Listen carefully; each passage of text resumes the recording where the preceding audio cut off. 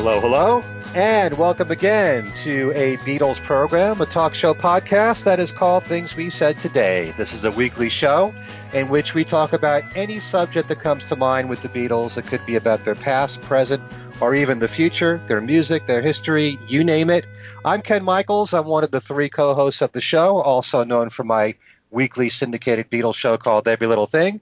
Being joined by, first of all, one of the contributing writers for Billboard, also Variety Magazine, Goldmine, Access, AXS.com. He's also the author of Meet a Monkey, Davy Jones, and that's our own Steve Marinucci. Hi, Steve. Hello, everyone. Hello, Ken. Hello, Alan. Also, we have our resident musicologist who for many years worked in the classical department writing articles for the New York Times. And these days he's a freelance writer writing for the Wall Street Journal and lots of other publications, living in the state of Maine.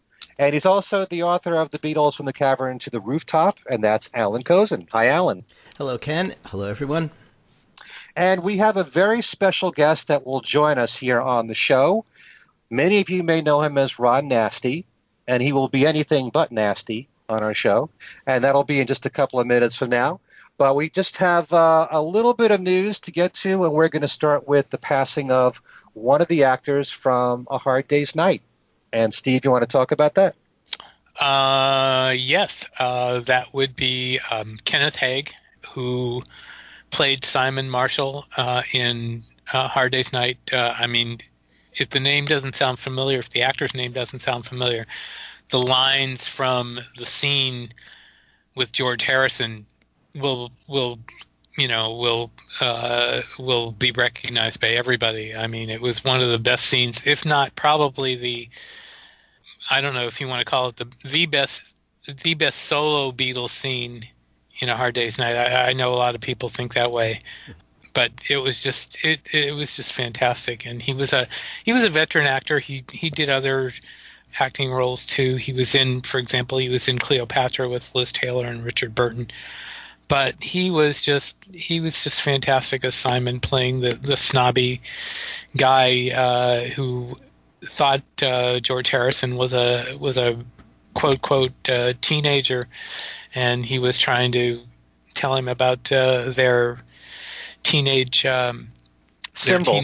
Teenage symbol Susan, and George knew all about her, and the line that George said was, well, we sit around and say rude things about it, or something like the sound and say rude turn down things. and say rude things. Right. Yeah, there were just so many great lines in that scene, and his assistant nudging him, trying to get his attention, and he wouldn't hear of it. And it was just, the new thing is to care passionately and be right wing. I mean, it was just a spectacular scene, and it's sad that he passed away. He was 86. He was not credited for that scene. He is not listed in the cast, so it's sort of an uncredited appearance, apparently. Right. He also played an angry, I believe it was the lead role of an angry young man on stage. Look Back in Anger was the play. Or Look Back in Anger. Thank you. But yeah, I mean, he was a well-known actor. Didn't he also do Shakespeare? I mean, he looks like a Shakespearean actor type that he would do that kind of thing. But he was just great. He was just fantastic, and it was really sad to hear that he had passed. You mean that posh girl that gets everything wrong? Right. I mean, there's so many lines from that scene that you can pull off, and it's great that that scene has lived on outside of the movie. Right. And also there's the news, of course, that Yoko Ono celebrated her birthday, turning 85. Right. Elliot Mintz posted last night that he was at the party. He said he was going to post some pictures, but he has not. At least I haven't seen them yet. But yeah, I guess they had a little party at the Dakota and Elliot was there. So happy birthday, Yoko. Yeah, and if Elliot posts photos and you're friends with us, we'll share them so you can see them. Right. As well. There was an interesting article, by the way, that I posted on my Beatles page, Beatles News and Information, about how positive Yoko has been, and has what a positive symbol Yoko has been, and it's something that people, especially those who criticize her, don't, kind of miss that, unlike many people these days who are in politics and who get involved in world issues tend to go negative, she has not. She's been incredibly positive, and it's you have to really give her a lot of credit for that. She's basically following in John's footsteps, which is a beautiful thing. When you consider all the hell she's had to deal with, she's an inspiration. And she really is in many ways. And I'm not just saying that. I really do feel that way. To always be as positive as she is, giving positive messages constantly. Right. If you follow her Twitter account, all her messages are are positive. Her Facebook account's the same way. I mean, she posts the same thing between Twitter and Facebook. But yeah, her messages are extremely positive. So, and that's something we can use nowadays, believe me. So. More positive people like that. Okay, and I just want to mention a couple more things here regarding the Concert for George, which many of you know this Friday will be reissued on CD, DVD, and Blu-ray, and also for the first time ever on vinyl, also available as a limited edition box set. But in addition to that, the tremendous concert, wonderful, emotional concert, will be shown in limited screenings in theaters across North America. And if you'd like to see a listing of all the theaters that will be running it and when, you can go to the concert's website at concertforgeorge.com. And in addition to that, there'll be a 1-hour radio special concerning the Concert for George, with music from the concert and interviews with many of the performers who were there that special evening. And if you'd like to hear it, if you listen to the live broadcast of my weekly Beatles show, Every Little Thing, which is on WNHU Wednesday nights at 8 p.m., that's Eastern Standard Time, next week on the 28th of February, it's going to follow Every Little Thing at 9 p.m. So if you want to hear that special, and it's called Concert for George Revisited, All Access, just tune in to WNHU.org next Wednesday night. Again, that's the 28th, and that's at 9 p.m. following my show, Every Little Thing. All right, and we are very excited here at Things We Said Today because we have a very special guest to bring on to the program. Neil Innes, it is a pleasure and an honor to have you on our show on Things We Said Today.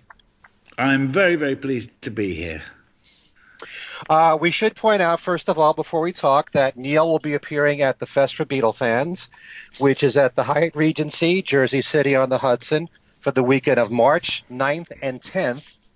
And you can also catch him at 2 other shows on the East Coast right after that. He's playing at the Cutting Room in New York City on March the 13th, and also at the Vault, which is in Berlin, New Jersey, and that's on March the 14th. So, Neil, let's start by talking Ruddles here and go back to the very beginning, because we know that the Ruddles started out being a sketch on Eric Idle's TV show, Rutland Weekend Television. You worked on that TV show with Eric, and you composed the music for the show, not just for the Ruddles. Is that your main contribution on that show? Absolutely. We were doing Monty Python shows at Drury Lane in London when Eric said to me, "Do you fancy joining me on this television thing?" And I remember saying to him, I'm not sure I like television all that much, Eric, because we'd done a show called Do Not Adjust Your Set with Michael Palin and Terry Jones and Terry Gilliam. And being in the Bonzos in those days, we were so anarchic, we never did the same thing twice, so the cameras never knew where to point. So I pointed out that's why I didn't like television, and Eric said, "Well, you can tell the cameras where to point." Because I said, well, this is different then, because he was going to write sketches and things for this Rutland Weekend Television, which was the smallest TV station in Britain, allegedly, and I was to do musical things and come up with the ideas for the pictures. Mm-hmm. So the whole premise was that the TV shows were cheap and nasty because they had no money. And so I thought, well, what could be cheaper than a kind of a parody of A Hard Day's Night? It's black and white and speeded up and four blokes in tight trousers and sharp shoes running around a field. Yeah. So that ticked all the budget boxes. So that's how it started. And he said, oh, great. Well, I've got a sketch about a documentary maker who's so boring, the camera runs away from him. And it all started from there, really. Right. Now, I've read that there was a chance that when you were going to do a parody that you were thinking of the Rolling Stones, too? No, people said, oh, now you've done the Beatles. Are you going to do the Rolling Stones? And a bit like Mick Jagger. I said, I hope not. No. I think there's only one you could have done it with, and that is the Beatles. Because things fell into place, around that time. The first promoter in America was trying to get the Beatles back together again by offering them vast sums of money and a killer whale as a pet or something. and on Saturday Night Live, they were running with the gag already. They got George on there, and Lorne Michaels was waving $3,000 cash, which so happens to be 4 musicians' union rate for an appearance. And there's some terrible acting going on. So all this could be yours, George. Just get the boys back together. And George is saying, what, all of this for me? And Lorne snatching it back and saying, well, no, you've got to share it with the others. Maybe you don't have to tell Ringo. These jokes were out there. So it was easy enough for, to take the clip from Rutland Weekend Television and feed it into this running gag. Because we got Eric Idle to host the show because he said he could get the Ruttles together for $300. And then they put it down to a bad phone line and said, oh, well, he hasn't got the Beatles, he's got the Ruttles. So they showed it anyway. But what was so lovely was that everyone who watches Saturday Night Live enjoyed the joke and wrote in, sort of saying, get the Ruttles, we want to see them, bring the Ruttles back together, So it suddenly turned into this monster thing with a proper NBC budget, to go and tell the whole story. And Eric came up with a wonderful title, All You Need Is Cash. And so we started by pretending that the Beatles didn't exist, so it was always the Ruttles. Right. And I think it was a sweet little, joke in a way, but everyone got it in the right spirit, I think. It was just so well done, that whole documentary, or mockumentary, as they say. But since it said that you and Eric were the writers, did Eric pretty much stick to the sketches? Because I know you did the music, but did you also collaborate on the sketches themselves? There was a lot of ad-libbing. There were, because it was, Gary Weiss shot it all on 16 millimeter, from his shoulder, from his hip, brilliant, director cameraman. And so we're rushing from one setup to another. And I remember there was, when it came to do the scene in the bath, with Chastity, they just turned the water on, and I didn't know what I was going to say, and Eric said, well, you're in a bath getting wet, why? Oh, thanks, Eric. We're we're in a bath getting wet, and then I hope that, to point out, that's right, I think I came up with it, just popped into my head, that basically civilization is an effective sewage system, and we hope by the use of plumbing to demonstrate this to the world, and so much of it was ad-libbed, and John Halsey, who played Barry Wom, he's one of the funniest men, and dear Ricky, bless him, every time an apple fell on his head he couldn't say ouch, he just laughed. So we had a lot of fun. Everybody had a lot of fun making that. Okay, I just want to ask you about a few of the ideas that were in the documentary before I pass you over to my co-host. But the running line about the trousers, it was all about the trousers. Who came up with that? Oh, that's Eric, yeah. But you see, this is where George Harrison came in, because he was feeding in research that you couldn't find from anywhere. So it was in a funny way, the Ruttles were kind of like an official biography of the Beatles, but all pretending that the Beatles didn't really exist. It was just a fun game, I suppose, the kind of game that children play, like Cowboys and Indians or whatever the imagination in the playground they did. But we all felt like that. We felt like kids in a sandpit. Yeah.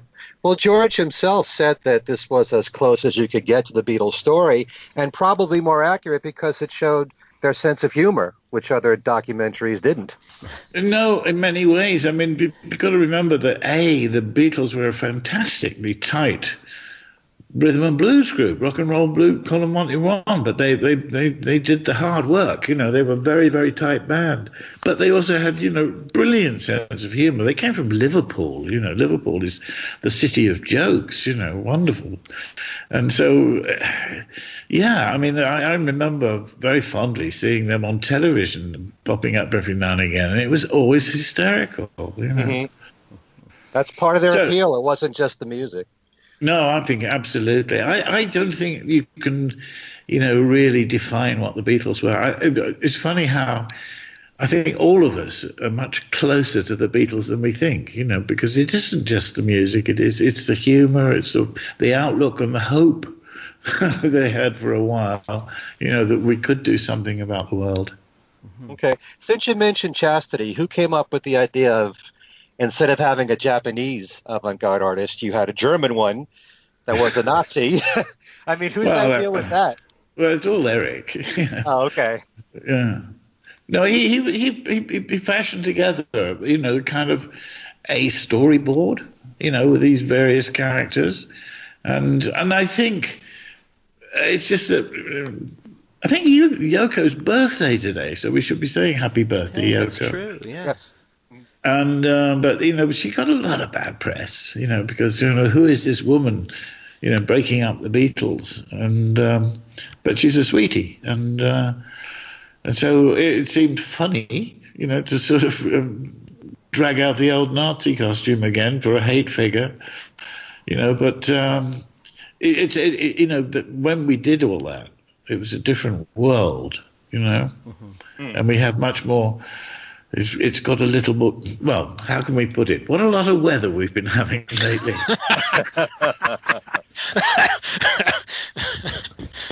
I have heard that Yoko did like the Ruddles, and she showed, her sense of humor in doing so. Oh, yes, no, that was always lovely. We got, Eric said that he bumped into Yoko, and Yoko was a Russell fan.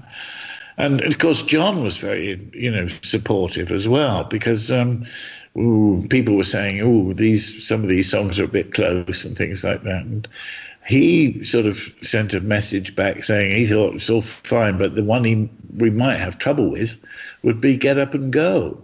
And so we left that off the album. But and also somebody told me that, somebody bumped into him in the street in New York City and said, "What do you think of the Ruttles?" And his response was to sing Cheese and Onions. All right. Well, we all have loads of questions, so I'm going to pass it along to Alan right now. Okay. Hi, Alan. Hello, Neil. That's a really nice hat. Thank you. Dear listener, it's a very kind of wintry, brackenish, reddy brown coat. Actually, the first time I wore it someplace, a friend of mine said, "So what did the pimp say when you took the hat from him?" Yes, we all get by with a little help from our friends, don't we? Yeah. The Ruddles struck me, I think, at the time, because it came out around the time that the U.S. TV was also showing Tony Palmer's All You Need Is Love.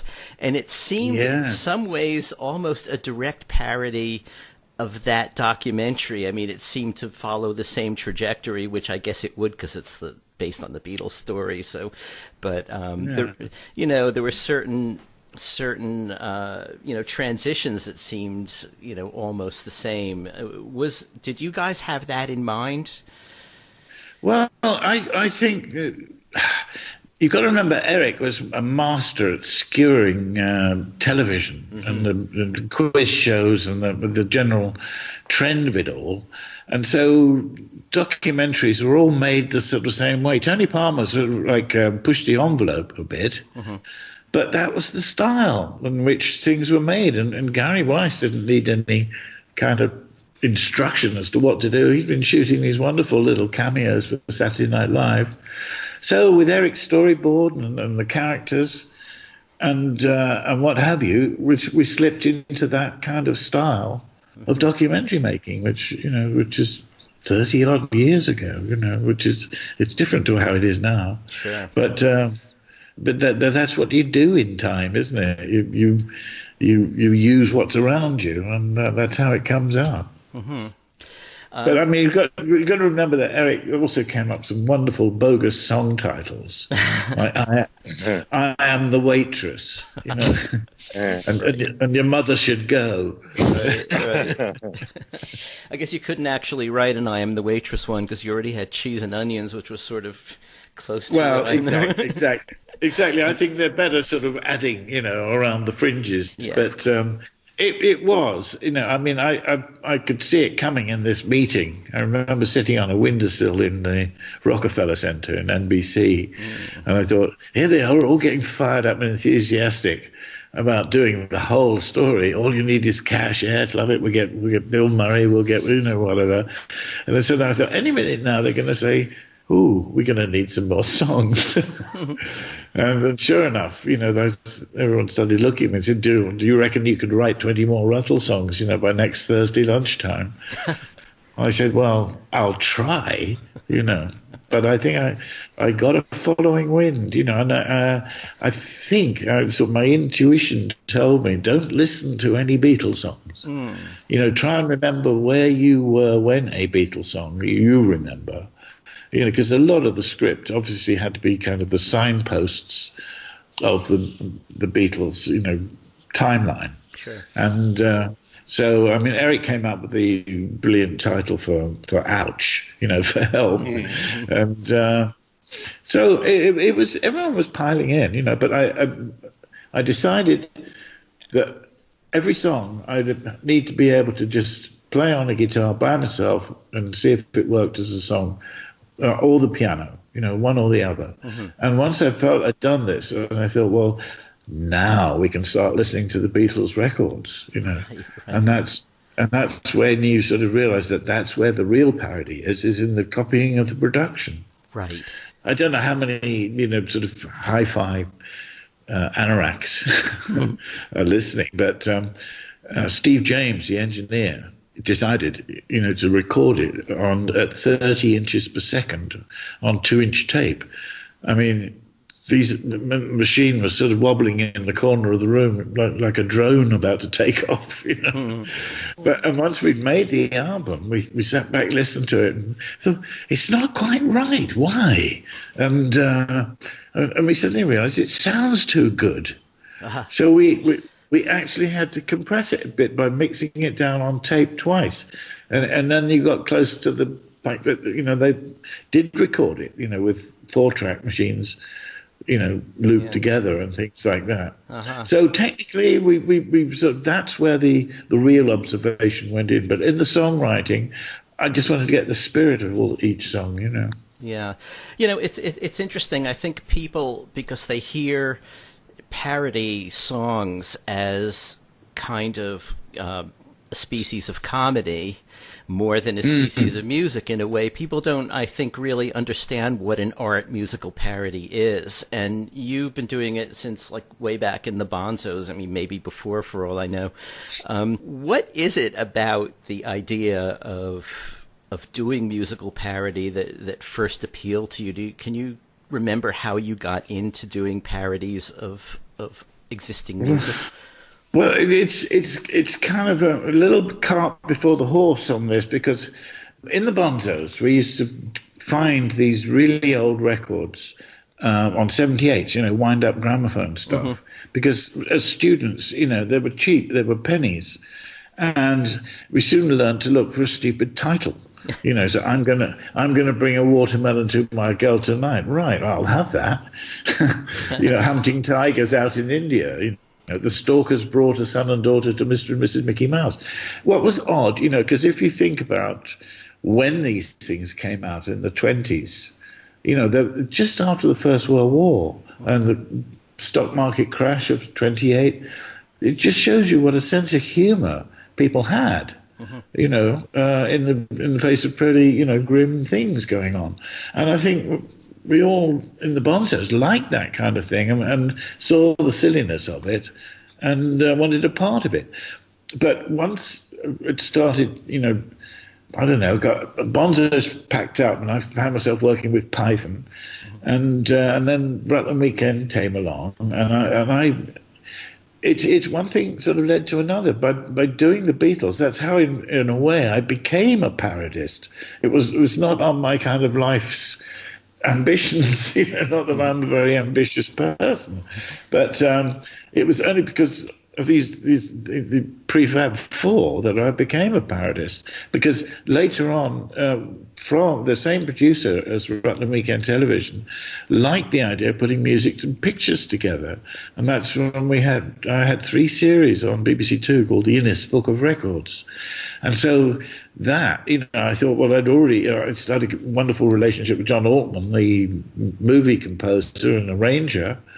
And so we had a good team around us. And so we looked at all styles of music. And because, in a way, all styles of music have, I'm with Duke Ellington. There are 2 kinds of music, good and bad.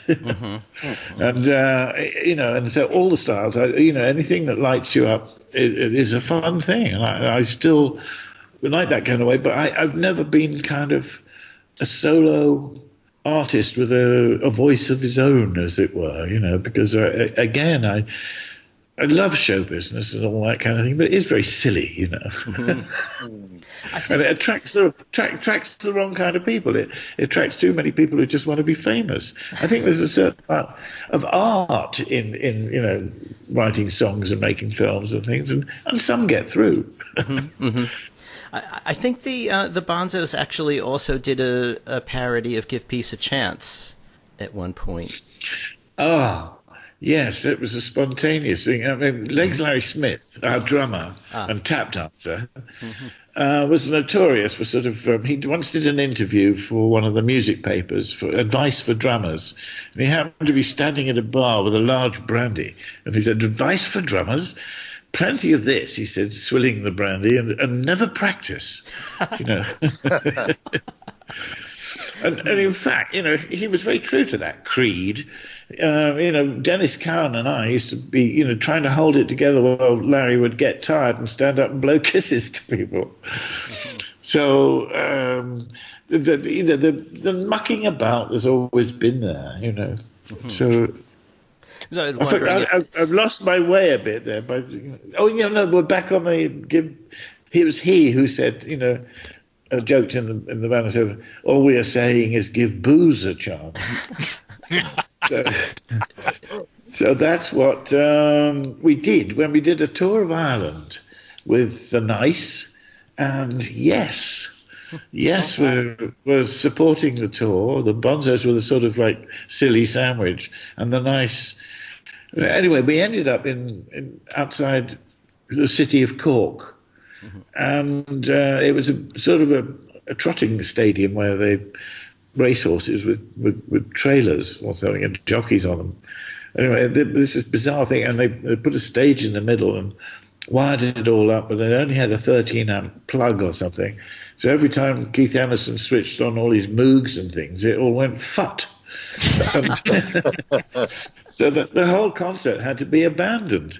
So we sort of said, well, let's all go down the pub then. And somebody actually got a very high-angle photograph, and there must be about at least 300 or 400 people outside the pub. And we started this impromptu version of All We're Saying Is Give Booze a Chance with everybody else. Everybody's talking about light ales, brown ales, gin and tonics. All we are saying. Yeah. You mentioned the reactions of John and Yoko, and we know obviously that George was into this, seeing as he turned up in it. Was there ever a response from Paul? He was treated a little harshly there, I think. Well, he was. I think, in fact, he did take exception to Eric's, cameo of him, and but. he's always been, very cordial to me. He sort of gave me the nod. He said, he thought the music was affectionate, but he didn't like it. He didn't like it. He didn't get it really. I don't think it was probably a little too close. At a time when a lot of people were down on him. Well, it's a hard one to do to figure really, because he's had moments where he's been quite isolated in the scheme of things, and but it's his right. I think more it's to do with Eric's performance than the actual telling of the story and everything else, because George really wanted to do the Ruttles. He wanted to put the Beatles suit in the cupboard and move on, and this was a good way of doing it. It was quite funny because he came to a lot of the filming and whatnot, and we were sitting watching some of the day's rushes, and the song "With a Girl Like You" came up, and he leaned over. I was sitting in the row behind. He said, "That one's a bit close." I said, "Yes, George, it's close, but it's not the same." He said, "No, it's not the same, but it's still close." Okay, I should pass you to Steve. Steve? Thank you, Alan. Neil, I'm gonna bounce all over the place. I've been listening to the Bonzos and Monty Python recently, and for some reason I'm coming up with a link, or not a link, but a lot of similarities between Vivian Stanshall and Graham Chapman. Is there how would you compare the way the two had their roles in the respective groups? That's not a bad question, because Graham Chapman writing with Cleese, you couldn't. It was the necessary light and dark, positive and negative. Mm-hmm. I think the story goes with Cleese that he first met Graham by seeing him in the street in Cambridge, where they were both students. Mm-hmm. And Graham was apparently, we have these pillar boxes in England where you post the letters. They're not like an American mailbox, but they're quite big cast iron things, round things with a slit in, where you put the envelopes. And Graham was sort of bending down, peering into this, and winding an imaginary handle, like one of those seaside things where you can see a naughty lady taking off her dress or something, what the butler saw thing. Mm-hmm. And so Cleese is walking along, all sort of 8'9" of him, and he sees this rather strange character with a pipe, and so yes. The chemistry was there. I mean, if it can be summed up, what's that bit where they're dressed as friends of Mrs. Sartre or something, the women, and they just, and suddenly Graham says, "Burma!" Said, "Why did you say Burma?" "Sorry," I said, I panicked, It was just, it's just off the wall. And it was the same with Vivian, he was a dangerous man. You never quite knew what was going to happen. So when he walked on stage or anything like that, you just, he didn't disappoint. Also, the wackiest things. I mean, they were. I don't know how you describe it. Sort of left of field, the art of the unexpected. I don't know, mm-hmm. But they certainly had that flair. Yeah, you were talking about opening acts. The Bonzos also opened for Cream. You remember that? Yes. What was that like? Oh, it's great. I mean, because everybody knew everybody, mm-hmm. So I mean, I didn't know Ginger very well. He's a frightening man, but because the Bonzos wanted to sort of have fake amplifiers, going to about 12 foot tall, so we could move forward and pull them all down like the earthquake of Troy or whatever. So, but it was lovely when the Cream came off. Jack Bruce, they left with a great big chord ringing on and on and on. I said, "Oh, let's have a go from the wings." He said, "Yeah, you are." So I added to the chord and the wings on the bass. So the lovely thing about the Bonzos was, a lot of mainstream, very successful groups were very jealous of us because we could muck about. You know, Eric Clapton said he's always wanted to go on stage with a sort of parrot on his shoulder. You know, I said, yeah, but you can't, though, can you? You've got a poster of you with a perm that says Clapton is God. You know, get out of that. How did Paul McCartney get involved with Urban Spaceman? Well, again, you know, he and Viv used to meet up quite regularly because Paul frequented a kind of a late night drinking club called the Speakeasy in Margaret Street in London's West End. And we had a manager who was our producer as well, record producer. And he had a theory that no one spent more than 3 hours on a track. The 3 hours on a track thing, in fact, on the first album, Gorilla, we decided to do a Dada track. You know, we'll do one take of something that was just on a 32-bar sequence in B-flat. And they swapped instruments. Rodney had never played the trombone and Viv had never played the trumpet. But we tapped it in, and whatever it was, that's what we got. And that track is one of my favorites to this day. It's called Jazz Delicious Hot Disgusting Cold, because it was just inept, but it was wonderful.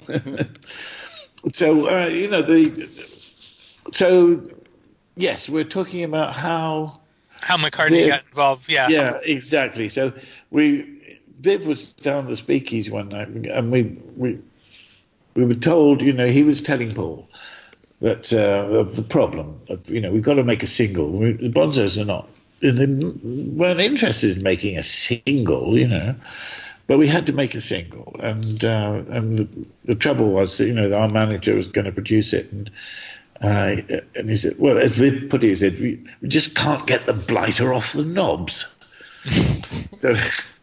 So Paul said, well, I'll produce it. He says, really? Yes, okay. So it was a wonderful moment, because in those days, I mean, Paul was Mr. Magic. And so we went to our manager and said, okay, we'll do the single, but we don't want you to produce it. So the poor man said, oh, and who do you think you're going to get? And so we said, well, we got Paul McCartney. And so Paul came down to the studio on the day, and I remember him coming in and saying hello to everybody, and immediately going over to the grand piano saying, hey, I've just written this. And he sat down and he started playing Hey Jude. You know, and no one had heard it before, and probably even the Beatles hadn't heard it before. He probably had written it just that night before. So anyway, I thought for a while he was winding up our manager by wasting all this studio time by singing this dirge, you know.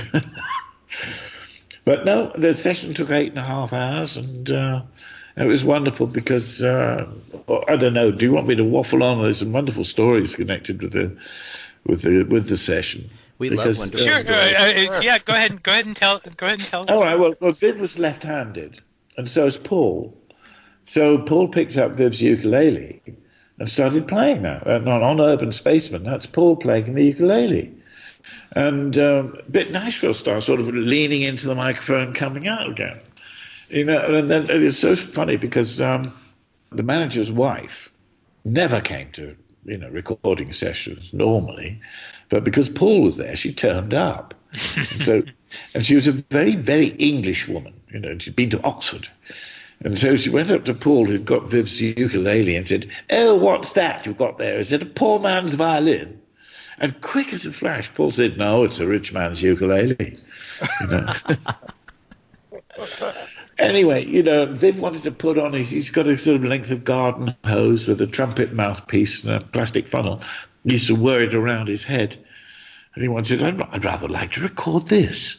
And so Paul said, yeah, okay. And the engineer said, you can't record that. And Paul said, yes, you can. Just put a microphone in each corner. So there you know, we got this circular hosepipe trumpet thing on the end. And of course, finally, it's done. And then we saved the sort of, because the manager was obviously thinking, well, at least we got Paul McCartney's name on the record. So that's when we hit him with the whammy. We said, we don't want Paul's name on the record, for heaven's sake. We don't want success on someone else's coattails, you know. And the poor man was nearly in tears. He said, well, what are you going to call him then? And somebody said, well, how about Apollo See Vermouth? And Paul said, yeah, I like that. I like that.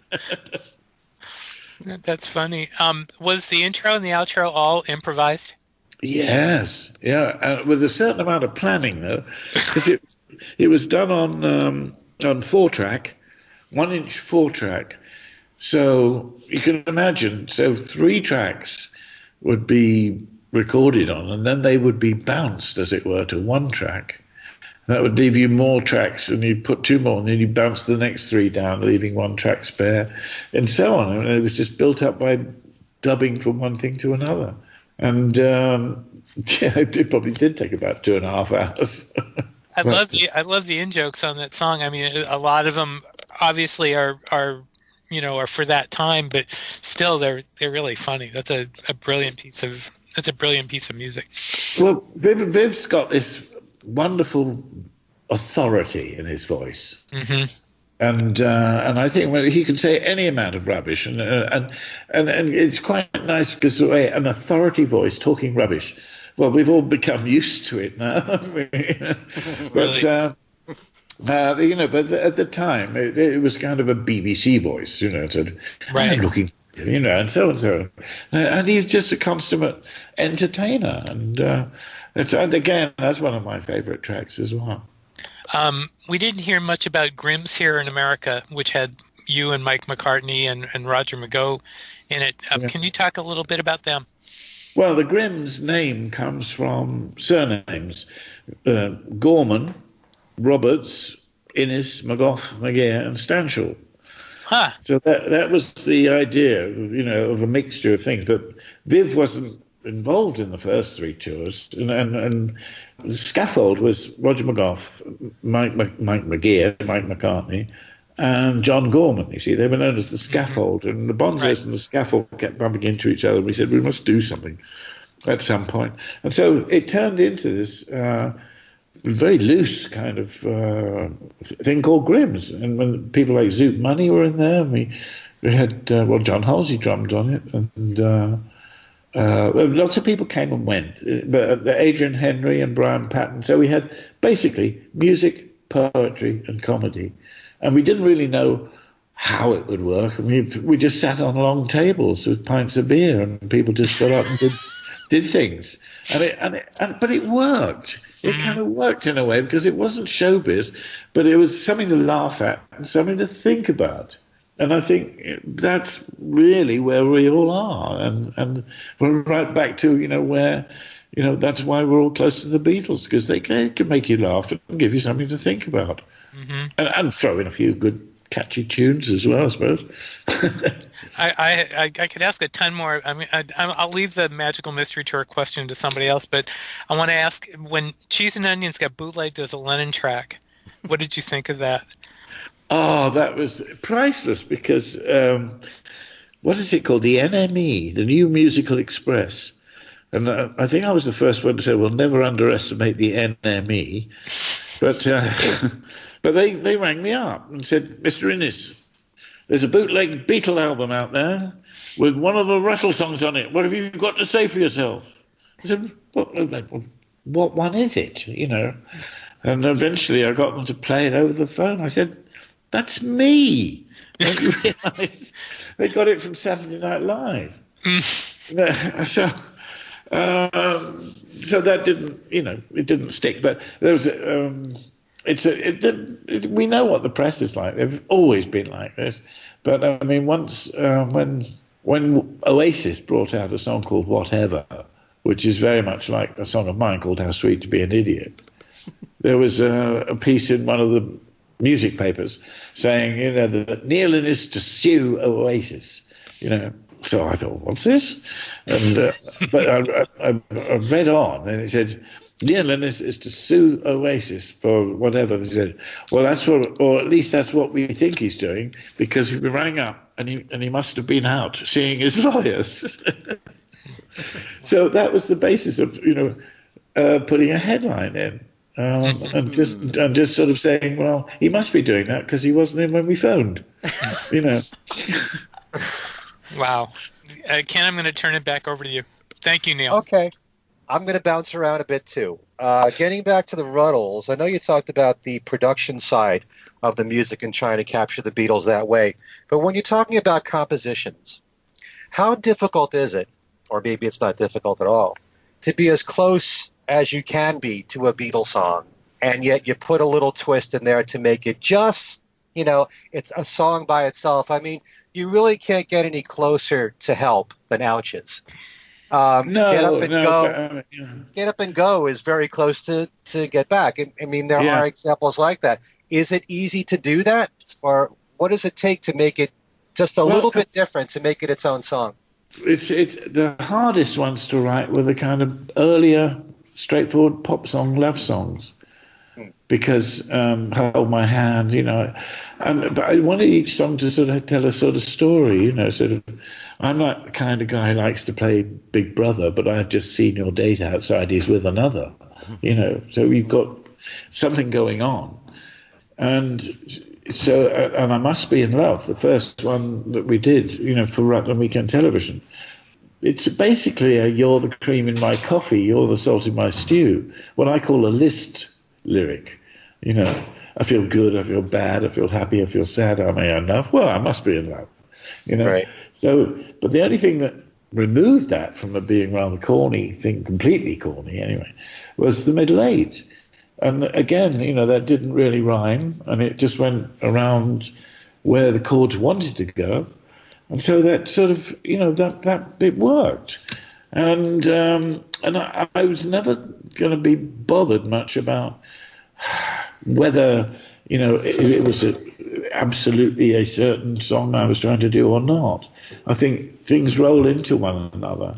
And what was a lot easier was, writing the psychedelic things. It's much harder to write the straightforward love songs. So when you're doing songs that really more evoke a certain period, I Must Be in Love is like 1963 Beatles. That is more difficult?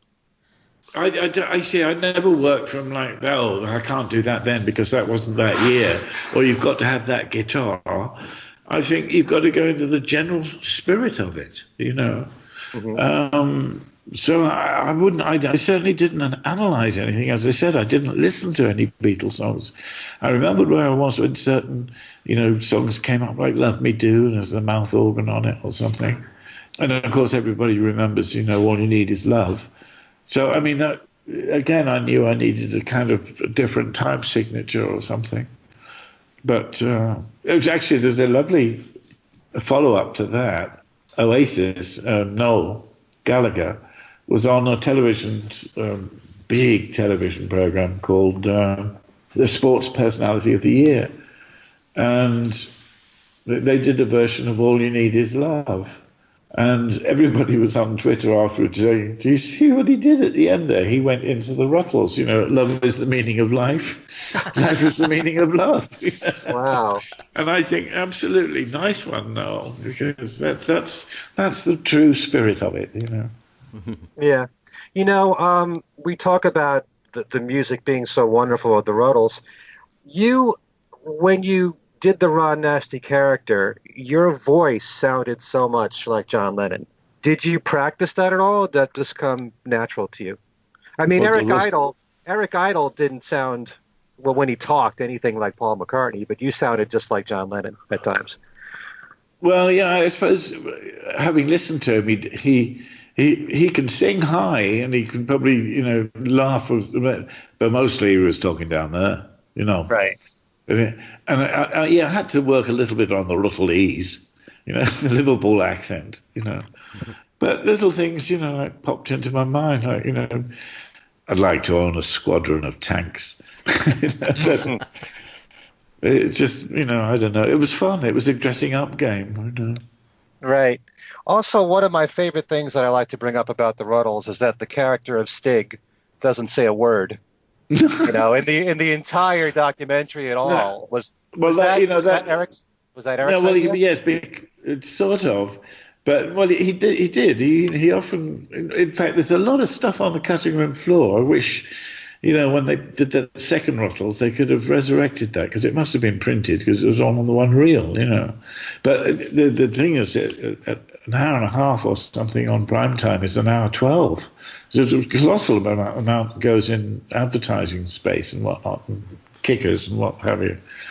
So, Ricky didn't get to say much, but the joke really was George was known as the quiet one. Right. So he was really quiet in the Ruttles. But there was a lovely moment where I think George and Eric were going into the Plaza foyer in New York, and who should be walking down the steps but George Martin. And he says, "Oh, hello, Eric," and what's happening? They're talking away and whatever. And then sort of George says, "Hey, remember me? I'm the quiet one." Oh, gosh, didn't see you there. Going back to the Bonzos, were there any other bands at all in England that did what they did? Were you one of a kind? And what kind of a following did you have? Well, this is it. We were all at different art schools, and we used to rehearse at the Royal College of Art every week in the canteen in the evening. And the music in most of the pubs on that day was trad jazz, traditional jazz. And there'd been an outfit called the Alberts who had put on an evening at Shepherd's Bush Theatre called An Evening of British Rubbish. And Professor Bruce Lacey, also an art school teacher, had got a cannon. He got himself in, and there was an almighty bang, and he threw a dummy out, And then Dougie Gray, one of the Alberts, would be in a full kilt and bagpipes. And they had a great big 8-foot-tall cylinder of the painting of the Scottish Highlands on a drum, and they'd spin this, and he'd walk up and down on the spot. There were lots of visual gags, and we thought this is fun. And not only that, you could get all these silly old uniforms and things in the kind of rag and bone shops, of which there were many. And so, along with the silly 78s and whatever, we decided to start playing in pubs and pass the hat round to earn a bit of money. And this just took off. It really, really took off. We ended up playing about 5 pubs a week, and getting really quite a reputation. So we when we left art school, we sort of went on the road for 6 weeks to see if we liked it, and that ended up with another 6 weeks booking. And the whole sorry tale is we didn't have a holiday in 5 years. We did how many albums and TV shows and goodness knows what. But we were hanging off the ceiling at the end. We were absolutely burnt out. And I think that the idea to stop the Bonzos was the right one, because when it was going, it was really very special. And we shouldn't have gone on, when we hadn't got any, when we stopped arguing. Sorry, it's a moment of sadness passed over me there. But did you get airplay apart from I'm the Urban Spaceman? Did you get airplay in England? Sort of, yes. I mean, but we weren't like a regular band, Obviously, yeah. In fact, we probably hold the record for being the most highly paid band in the country without a hit record, because people came to see us, Right. And that's because of Urban Spaceman, it's wonderful. But, no one knew anything about Paul being involved in it, and it got to about number 17 on its own, and then somebody blabbed, and it shot up to number 5. But it never got to number 1 in England, but it sold really a lot of records, well over, getting on towards 500,000. And we were on Top of the Pops, which is, the flagship popular music show of the day, and 4 times. The 4th time we were getting stuck for a visual idea, and so we decided to do a parody of another program, which has sort of come back. It was called Come Dancing then, but it was people in evening dress and ladies in ball gowns with lots of sequins and everything else like that. So half of us were in drag and the other half were in evening dress. but with no trousers, just boxer shorts, and numbers on our back. And it was funny because Marmalade were number one with Oobla Dee Oobla Da. And they'd let it be known in the music press that if they got to number one, they would wear their kilts on top of the pops. So this is more, we weren't thinking about it, but we were sort of getting ready and all that. And there's a knock on the door. It said, "Come in." And in jumped, Marmalade, going, "Ta-da! Oh, shit." Because they were all in their kilts and things like that. And the Bonzos just looked utterly ridiculous. So, but I mean, who can not look back on those days and say, well, this is the way to have fun, And you couldn't have wanted to be young in a better place than London in the late '60s. Mm-hmm. And also, you did tour the U.S. for a couple of tours. Well, yeah, we were there that the year every British band was in America that year, '69, I think. And managers would sort of bare fist fights, to get the gigs. Mm-hmm. And we played at the Fillmore East. And Bill Graham said, "I've got to get you out west. I just haven't got the money. I can fly you out there, but I can't pay you a fee." We said, "Don't worry, Bill. It's going to be fine. We have to do it because it's such a legendary venue." And we turned up, on the day, and I think Joe Cocker was on, Jefferson Airplane, Pacific Gap, Electric, Birds. It was just, you name it. Everyone was there, and the audience were kind of lying around the floor in a kind of cool way, and they're all wearing these kind of goat's skin, kind of embroidered mirror waistcoat things. So and long hair. So it looked like a load of a herd of embroidered goats lying around the floor. People going around saying uppers, downers, diagonals, whatever. And in those days, our act was, it's about 20 minutes, polished rubbish, And we'd start off with a thing called "We Are Normal and We Want Our Freedom." And Roger Spear would have this striped T-shirt with a long chimney, matching striped chimney on his head, with a very long false arm and a very long-necked false guitar on elastic. And he'd be playing this thing, and at a certain point his head would explode. And on would come Vivian in his gold lame suit and start singing Blue Suede Shoes. And so it's a one for the money, two for the shoes. And we launched into this thing. And at a certain point, we'd all mime. The music would stop, and we'd be all frantically, doing this. And Viv would be wondering what on earth was going on, find something to kick. And when we saw him kick, we all started playing again.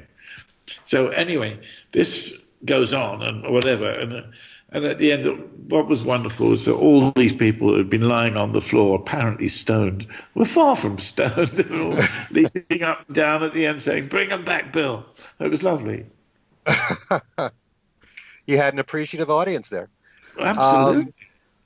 How did you get involved with Magical Mystery Tour? How did that all come about? I think that's Mike McCartney. He suggested to Paul, "Why don't you get the Bonzos in?"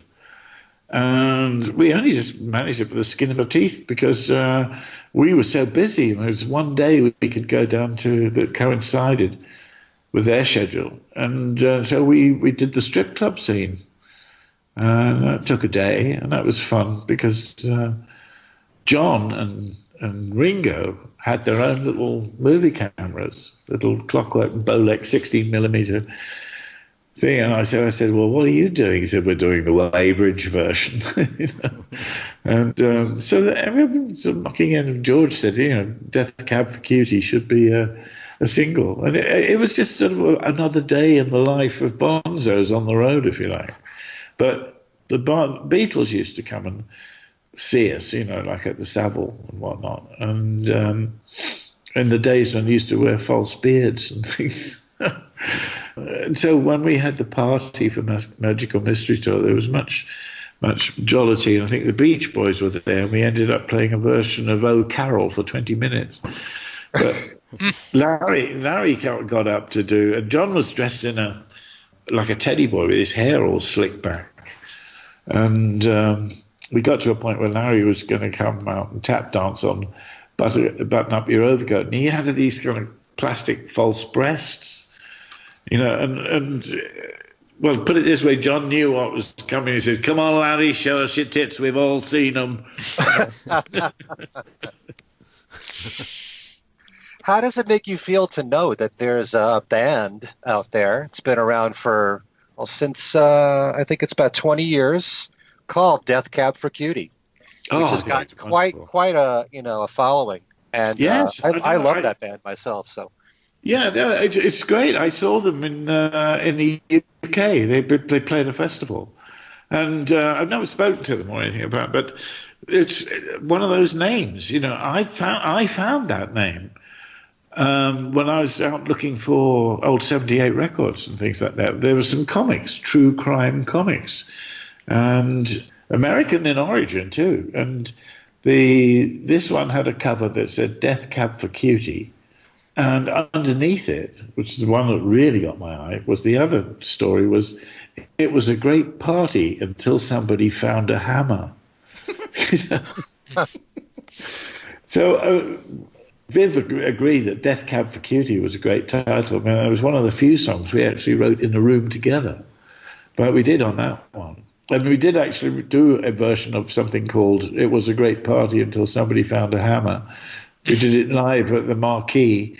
And we invested in all these cheap broken saxophones and handed them out to the audience. And so the whole place was sort of like blowing a kind of riff. Da-da, da-da. It was a great party until somebody found a hammer, yeah. It was monstrous. I'm probably relieved that the recording doesn't exist, but maybe someone's got one somewhere. But it's probably an open wound. All right, Alan. How about some more questions? Sure. In Magical Mystery Tour, when they were making that, they also got a clip from Traffic, and they filmed Ivor Cutler singing a song on his own. But of those non-Beatles things, the only one that actually remained was the Bonzos. Do you have any insight into why you guys survived and those other clips didn't? Because we were with the stripper. Well, in fact, because, I mean, you talk about Tony Palmer and things like that. He was not averse to having the odd stripper or nude popping up as art, And I've always liked the film. Being an art student, it's a kind of art student movie, and so, but to show it on black and white television, when they did. Was, it baffled a lot of people, who hadn't had an art school entertainment education and hadn't heard of Louis Buñuel or anyone like that, or the surrealists and things like that. So it was, I think that's why the Bonzo survived, because we had a stripper. But even so, when the bra came off, they put a nice black rectangle over her boobs. Yes. So that nobody on the BBC Homes would be offended. Scandalized, right. Yeah, there's actually recently been some bootleg DVDs of outtakes from Magical Mystery Tour in which that scene is shown without the black bar. And you'll be happy to know. And last week when we were talking about this interview with you today, my colleagues dared me to ask you how distracting it was doing that song with Shirley there. Well, I love the way you phrase that, John. You see, art students are completely used to nudity. We do it twice a week at the live class. Oh, right, of course. Right. So, I mean, apart from that, Viv had to sort of work much harder, to react, the two of them, because he used to do this incredibly funny striptease mime. And so that was all part of it. And everyone sort of, a lot of rules are broken, because a lot of movie makers, the classic movie making mistake is everybody knows the script. and they don't remember that sometimes the finished thing, people don't know that script, you know. Mm-hmm. So, you know, it was a little sloppy in many ways, but it had a great feel, the fun of it. And we got all our toys out, and we had these masks, you know, we did backing singers and what have you. So it was just a fun day, very much a fun day. And Paul was really nice to me because he'd heard the Gorilla album, and I got an instrumental thing on there called Music for the Head Ballet. Mm-hmm. And he said, I really, really like that. You know, he didn't have to say that, but it's kind of nice because it is a bit of off-the-wall music, you know. Mm-hmm. So the day that you guys filmed your bit, was there other filming going on at other times during that same day that you were able to sort of watch? No, it was totally in there all day, you know, because, you know, to get, 3 or 4 minutes of stuff, that's a full day, you know, ratio of 12-1, you know, whatever they were shooting on. Mm-hmm. But Ivor Cutler, back to Ivor Cutler, what a sweet man. And he was on the bus all the time, you know, but I did a gig with him once at a university somewhere. We got to chatting, and months later, or even years later, I was walking on the south bank of the Thames, where all the art galleries and bits and pieces are. And then I see this figure on a bicycle with a yellow cycle cape wobbling along. And I think, it's Ivor, you know. So I thought, well, I didn't jump out at him because he would have fallen off, you know.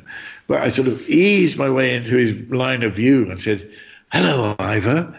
And he goes, oh, it's you. And then we shared a few bits, and he reached into his pocket and he had 2 little rolls of stickers. They were tiniest stickers you can imagine. And one of them said, no, with an exclamation mark. And the other one said, slightly imperfect. And he gave me four of each. I think he's just a wonderful man. And he used to say, what is it? Shoes with thin soles tell us more about the world we walk upon than shoes with thick soles. Yeah, you know, he did a bunch of albums for, I think, Virgin in its early days that are probably not sufficiently known in the U.S., but they are hilarious. Yeah, no, he's wonderful. He is slow burn. It's all there. Lovely.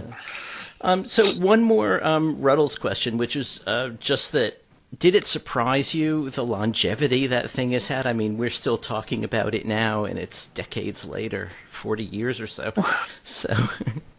Well, yes, of course it does. I mean, because I thought, you know, it was over and done after that one thing in Rutland Weekend Television. But then, you know, it goes on, and it's lovely because we're going to do a tour in May again in the UK. And I'm very happy to be playing the cutting room with, you know, Drew Hill and Glenn Burtnick and Rutling Ken on the guitar. We're calling ourselves the fake Ruttles. But Drew is the 4 of them do, you know, Day in the Life live, you know. And Drew told me a funny story once. You know, he said Drew was once interviewed about, you know, I said, what's it like being in a tribute band, you know, playing someone else? He said, well, it's a little like being in the New York Philharmonic, you know. And it's perfectly true, you know, good music, you know, you play it. So I'm really looking forward to that. Mm-hmm. But I'm also in the writing of Archaeology, the second album, which how that came about and all that sort of thing, is Rutling Ken. You know, I can't keep things. I never know where anything is. But he mentioned that he'd got copies of the demos we made for Archaeology, and I'm putting it together.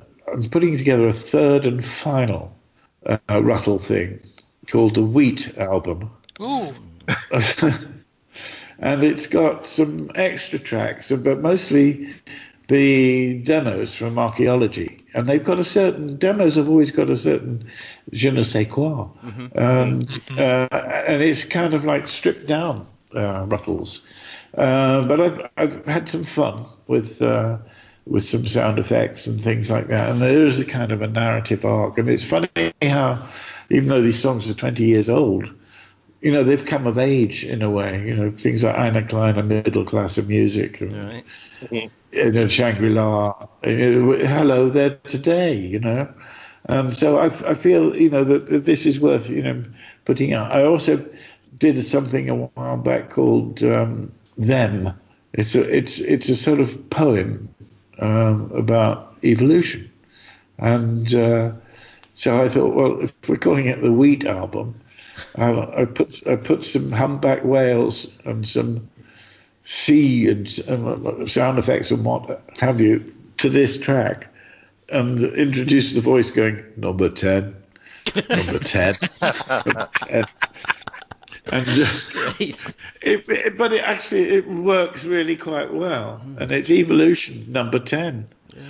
And so you see, Spinal Tap may have gone to 11, but the Ruttles went to number 10. Looking forward to that. You can use with the demos and that certain je ne sais quoi, you can steal the Beatles' old advertising line for Get Back and say the Ruttles as nature intended. Oh, yes. I'm also, the looking around for crop circles for the cover. But also there's the use your ears of wheat. There's a lot anyway, but I will hand it over to someone who is far more measured in their look. But it will be a white album, with when's that going to happen, Neil? I hope it'll be ready the end of April. Oh, wow. Yeah, because Steve James, who worked on the first album, worked on the Guinness Book of Records on BBC Two, and worked on Archaeology. We've kept in contact over the years, but he's in Australia at the moment. But we kept tapping the table and sending the postcards, and so he's actually mastering it at the moment. So it's lovely to have him back on it. And I also got plans for a new solo album this year. I've got more than enough songs because I moved house. I moved to France.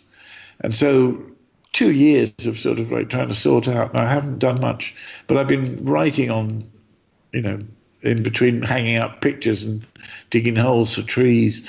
And I've got more than enough. I was just we're going to try and make that later in the year, this year. So, but Steve's coming over from Australia to hold my hand. Is that where you're calling from now, France? Yes. Okay. Alan, can I go ahead? Absolutely, yeah. Okay. I just had two questions. Number one, you mentioned Ivor Cutler and your impressions of him. Are there any other cast members from Magical Mystery Tour that you remember well, or that have? Well, you got to remember we only did the one day. We never went on the bus. Okay. So we didn't get to bump into them. But I wasn't aware that Traffic were in the thing because we knew them very well too. I remember we were sitting in the dressing room, just talking to Stevie, and somebody said, "Stevie, you were on." He said, "Oh," and he got up and we said, "Well, have a good one." So this sort of thing. He said, "Oh, hang on, I better put my stage gear on." And he reached into his jacket pocket and brought out a string of beads and put them on. And given the fact that you're doing another Ruttles project this year, how are the feelings, is the relationship between you and Eric? Because we've heard rumors that there have been up and downs. Is it back to being good again? Are you guys getting along? Well, I don't know. Because I found out by accident Danny Farrington, who makes wonderful ukuleles, did something, and I was going to sort of join in the conversation, and I need to find that Eric had blocked me on Twitter. Wow. So I don't know what I've done wrong. Probably just existing at the moment.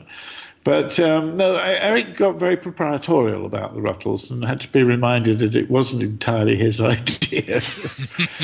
So, It's one of those things. But, you know, as Benjamin Disraeli said, you know, life is too short to be small. And I don't, you know, I don't do Olympic grudge bearing, you know. Okay. So it's just one of those things. But all the other Python boys I see regularly, you know, well, Terry not so much, poor boy, and then Graham not at all. For obvious reasons. For obvious reasons, yeah. Thank you very much, Neil. Thank you.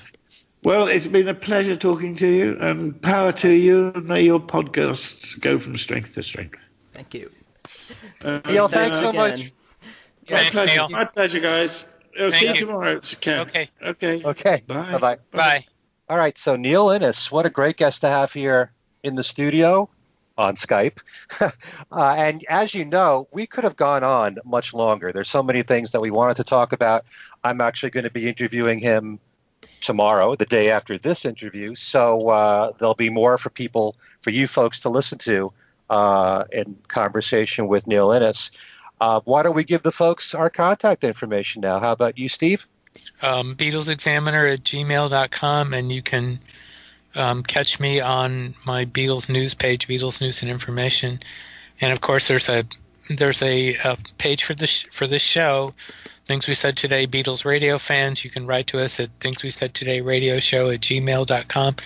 We're on Twitter at Things We Said Fab. And you can download the show on Podbean, on YouTube, and you can hear us on TuneIn Radio. There we go. Sorry. All right. That's okay. We can plug ourselves, and the list is growing longer where people can reach us. So, Alan, how about you? Yeah, the best way to get me is on Facebook at Alan Kozin or Alan Kozin Remixed. All right. And as for me, Ken Michaels, you can reach me at my email address, which is everylittlething@att.net. Also on my Facebook page for Ken Michaels. And then there's my website, which is kenmichaelsradio.com. As I always say every week, there's weekly trivia on my website where you can win one of 9 great prizes. I now have the brand new remastered Goodnight Vienna on vinyl to give away from the folks at Universal. And so that will be one of the 9 prizes that you can win on my website. And in addition to that, for those of you who like great songwriters, I actually have a pair of tickets to give away on my website to see the legendary Jimmy Webb in concert. Are either of you Jimmy Webb fans? Someone left the cake out in the rain. Actually, yeah, I have that.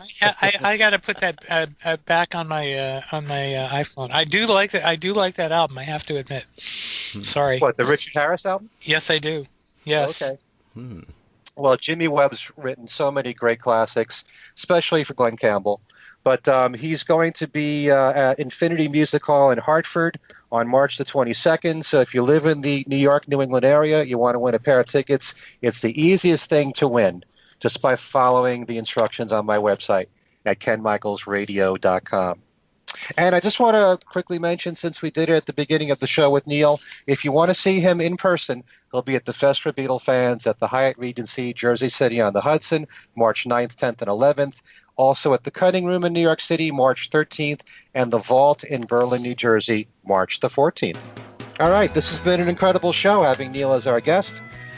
Thanks so much for tuning in, and for Steve Marinucci, Alan Kozin, and Neil Innes, this is Ken Michaels saying thanks for tuning in, and we will see you next time.